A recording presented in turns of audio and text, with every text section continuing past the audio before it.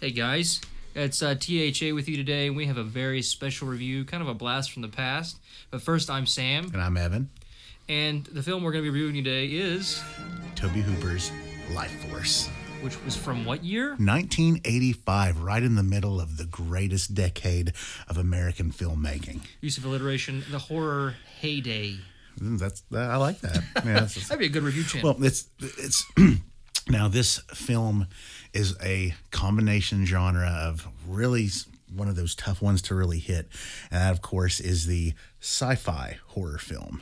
Sci-fi horror crossover, and when you're first watching this, you're gonna be like, "This is more sci-fi than anything else." But then it becomes very obvious because we're dealing with space vampires. Space vampires. That's right. Basically, it's a joint British-American mission to survey Halley's Comet as it's coming through. And they find this ship that's hiding in the tail of Halley's Comet. And it's a very epic intro. Oh, it is. It is. I mean, first of all, let's just talk about music really quick before we even go into Before we even really talk about the movie, I want to talk about how we really thought about this movie. We first saw this, 10 years ago? We saw this movie. You picked it up because it was a Tobe Hooper film. It was a Tobe Hooper film, and it was when we were in the really big heyday of collecting horror movies. If we saw something that looked interesting, we picked it up. That's right. We were still collecting data to become the pinnacles of horror information that we are now. Why did this not become one of our favorite films? I don't know. It wasn't. I don't think it performed very well at the box office. I don't know why. It's a beautiful film. But when we watched it in 2003, 2004, yeah. Why did it not become one of our staples? Who knows? Maybe we were tired that day. Maybe we fell asleep watching it. I don't know. Because when we watched this recently, I was like, "Oh my God, this is amazing!" I remembered thinking because first of all, shout out to Scream Factory. Oh yeah, Scream Factory. The reason that we are reviewing this film is recently it became available as a Scream Factory Blu-ray release, and if you guys aren't keeping up with what they're releasing, man, you have got to get on it because they are so awesome. It's got great artwork there. It's Blu-ray transfers of films that haven't had a Blu-ray transfer yet, so it's really, really great stuff. So I said, heck, I'll pick that up because I kind of remember us watching this, and I kind of remember us liking it. The sound mix does extreme justice to Mancini's incredible score. Henry Mancini wrote the score. So right then...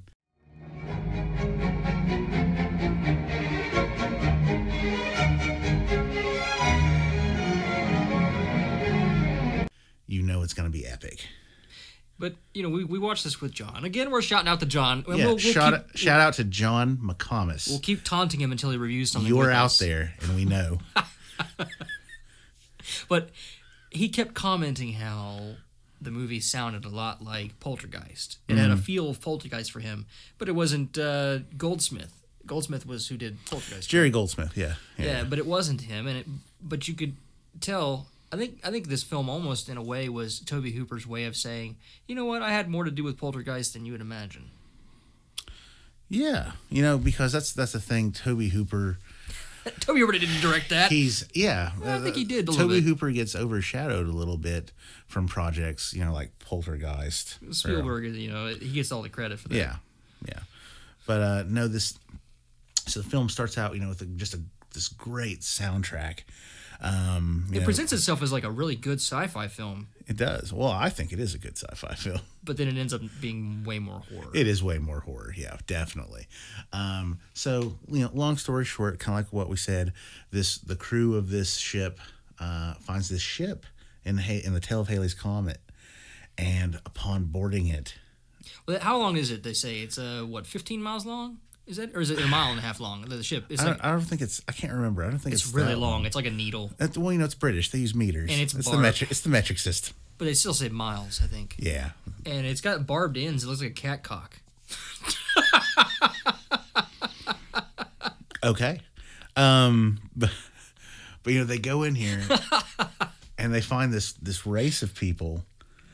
They're in these chambers. They're in these chambers, but first they're floating through. By the way, the set design for this ship is worthy of all those great movies that you know for their sets, such as Alien, Legend, Dune, anything that's got great sets. I mean, this is right up there. Masters with of the Universe. Masters of the Universe. Who doesn't? Well, Flash Gordon. the Eternia scenes, not the Earth scenes. But anyway, so they find these creatures, and then they come upon this chamber, and they find these humanoid creatures, naked. Well, very naked. Yeah, but oh dear God, there's one naked chick, and they describe her as the epitome of sexuality. Like she is like the. Later on, you find out that she's not really a woman. Right. She assumes that form. She's a life-sucking succubus. They assume these forms because they relate to humans. And, yeah. And she realizes as a vampire form that she can. She basically compiles a composite of every man's sexual fantasy. Yeah. And whatever's gonna. Yeah. The actress that they picked for this is spot on, I'm going to say. Who's the actress? Mathilda May. Mathilda May. With an H. Math. Yeah, the old school way of spelling Mathilda. Mathilda. Yeah. I mean, it's really kind of a boner fest. You see her, and it's like... she's gorgeous. I mean, guys, please check this out. I'm not being a perv or anything, but she's just really gorgeous. Yeah, really she's pretty. Beautiful. Yeah.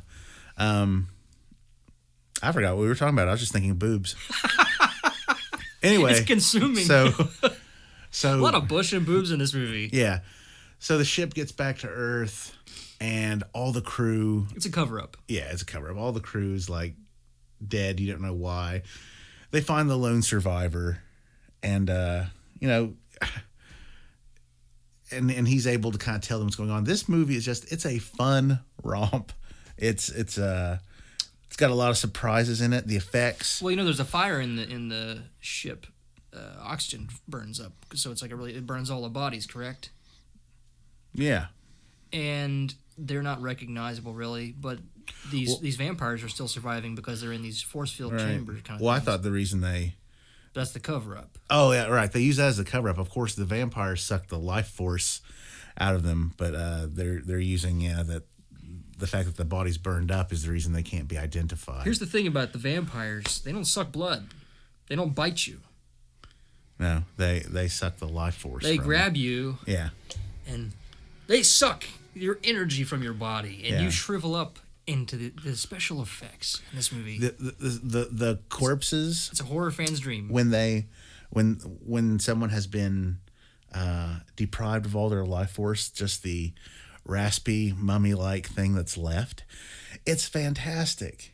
And it is, and it's not, and it's not, people think like exploding bodies is like really gory, and you know what, it is, but this movie does something a little different. It does that scene where it has the corpses that have been bereft of all their life force, and what they do is they do kind of explode, but they explode in like all this dust. Well, here's the thing. When you get your life force removed by one of these vampires, you have 2 hours of just kind of being dead, and you're a floppy corpse. Yeah. And then right at 2 hours, you resurrect, and you come back, and you have to feed, like, immediately. And if you don't, you blow up. Yeah. That's like it's kind of weird. It's a really interesting take. This is one of the most original vampire films since, like, The Hunger. Absolutely. And that I feel that The Hunger, as far as, taking sci-fi out of it, I think The Hunger is about the most original vampire movie that exists. That we could probably do a review on that sometime. But anyway, But this is based on a short story called the Space Vampires or something, and I don't know how. I've never read it personally. I don't know how true of a job they do of relating it, but like most short stories, usually they can flesh it out and make a pretty good film out of it too. Yeah. And sci-fi lends itself very well to that. Just ask Philip K. Dick; he's made a mint. We talked about Tobe Hooper a little bit with this film. How. His most original film will always be Texas Chainsaw. He gave us such a... Texas Chainsaw is always going to be... It's real intense. The original Texas Chainsaw Massacre will always be the film that Tobe Hooper is remembered for. And it launched the violent slasher, really. Mm-hmm. The Maniac family. It launched that. Yeah. But what's the point you were going to make? The point is, this is definitely in a I'm going to say from 75 to 85 was a decade when we saw lots of sci-fi, horror, space monster movies that really sucked bad. They were cheesy and crappy, and the monster was hidden in darkness because it didn't have really any life to it. Some weren't so great. But Tobe Hooper took this genre of the space monster, and he brought it to us in such an original, creative way. It's his most creative film. And that's really saying something. I mean, it's Poltergeist, you've got ghosts, but that's not really it wasn't really his idea. Yeah. But Tobe Hooper brought to life such a creative, just really vibrant story. And it's such a colorful display of violence. Yeah, it's true, but it's not, at the same time, pardon me, there's some blood and stuff in it, but, sorry, it really does use, effects and, sci-fi effects and other ways. It really doesn't come across as a horribly gory movie, I don't think. There's a couple scenes with some blood in it. But here's the thing. In hindsight, it doesn't seem violent, but I think that's because of, just the way it's presented. Because when you're actually watching it, you're thinking, holy crap, this is violent. Yeah, the scene in... By the way... He gave that to us with Texas Chainsaw. Yeah. Same thing. You want to know what scene sticks out for me? It's the scene where they've got... That's right, guys. Patrick Stewart is in this movie. The man's immortal. He's ageless.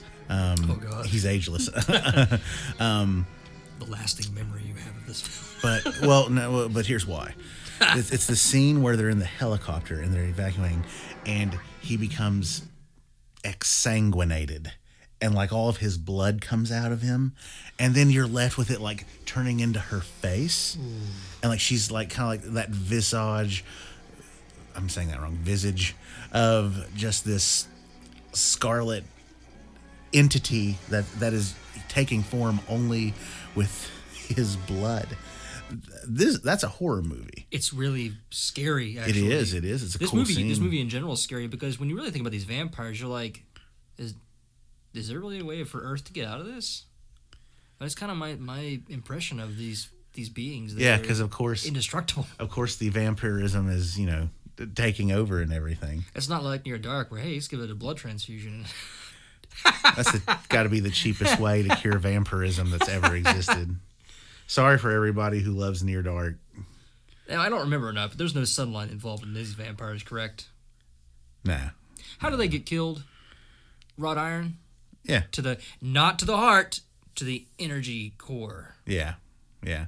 Which is kind of, it's called, they call it something else, it's wrought iron. It's that can be seen as kind of a I don't think it's a cheesy version of the wooden stake to the heart for the vampires of myth. I think it's actually an old school kind of thing anyway. You're supposed to use wrought iron in some of the legends. It is. Oh, it is, definitely. Do you have a favorite scene from this?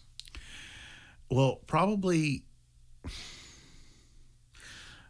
the one I just told you, but honestly, anything having to do with shots in space where they use really cool matte paintings and effects and just the scenery. I was just awed by the scenery. Blu-ray did serious justice to that. Yeah, this is a great release, guys. You've got to get it. You know how a lot of sci-fi space type movies, even Star Wars had this before it was remastered. You always see, if you have a ship, you always see the block. That's surrounding the ship, and it's moving it through a miniature kind of environment, and it's got a back, a blue screen behind it or whatever.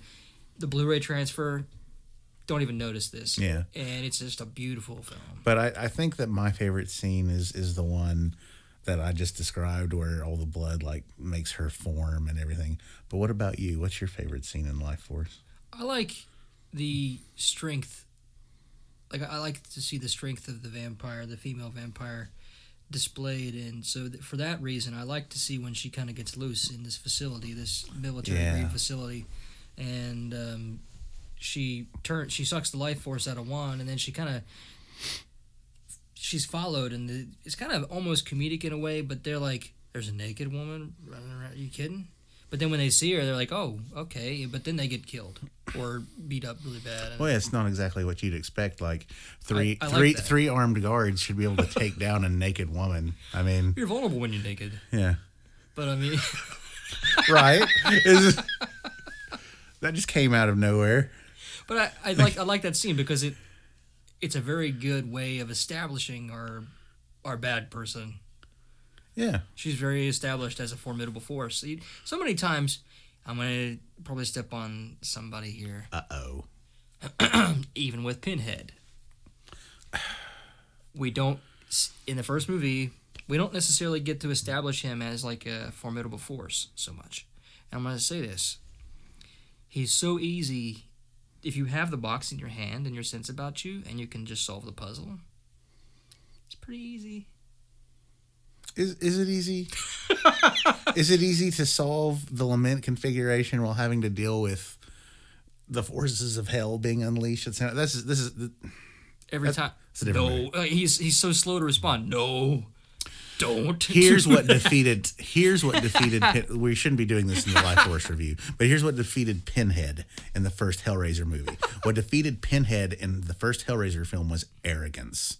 He's never been challenged like that before. He didn't think he had to lift a finger to do anything. He wasn't ready to do anything. My point is, anyway. his subjects are always people that want to be taken over. We have that in a lot of cases in horror movies where our main bad guy is kind of just, it's assumed that they're strong and powerful and people aren't willing to stand up against them. This vampire in Lifeforce, she proves right away that she's like this serious force that you can't really, she's really, which she has this in common with space monsters. The Predator, he's undefeatable. Yeah. The aliens, the xenobite, the xenomorphs. Xenobites. They're unbeatable. That would be the cereal. It'd be like the Hellraiser space aliens. Yeah. Oh, Hellraiser 4, they're xenobites. With a delightful cookie crisp. But seriously, I mean, she has this real space monster vibe about her. From General Mills. She proves that she's a violent space being, and you can't get away. Well, the female of the species is always the most deadly. Yeah. I mean, look at the movie Rabid. That's a good movie that we should review. Yeah, I think so. Thanks, Cronenberg. You said something about these. I want to say something about these puppets that they used. Okay. When these corpses are lifeless and drained and they're all sucked up and shriveled, they're the California raisins of space vampires. They resemble what? There's one playing a clarinet. They resemble the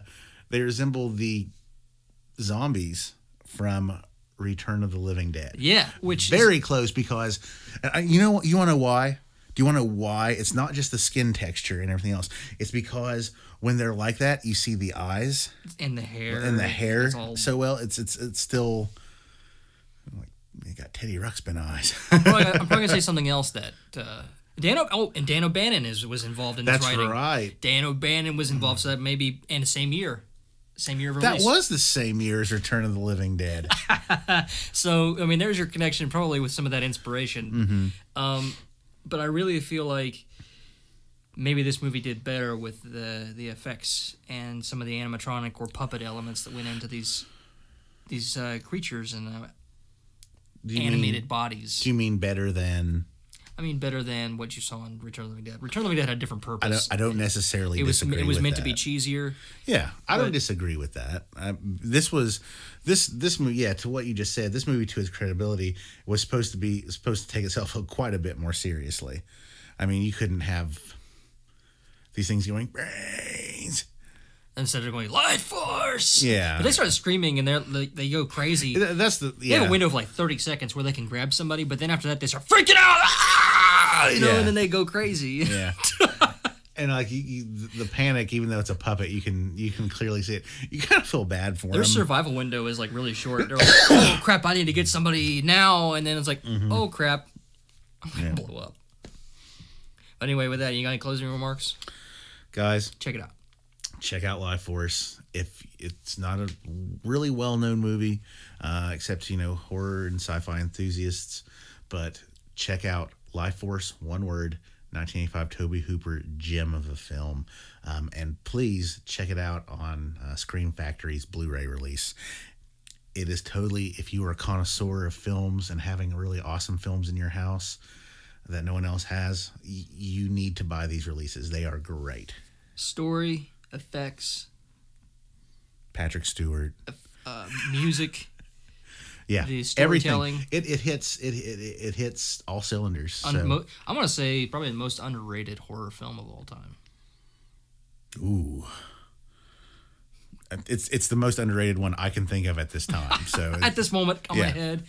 Anyway, I'm Sam, and I'm Evan, and this has been a horror appraisal of Lifeforce. Have a great day. Thanks, guys. Bye. As you and your men have approached in your ship, we changed them for you.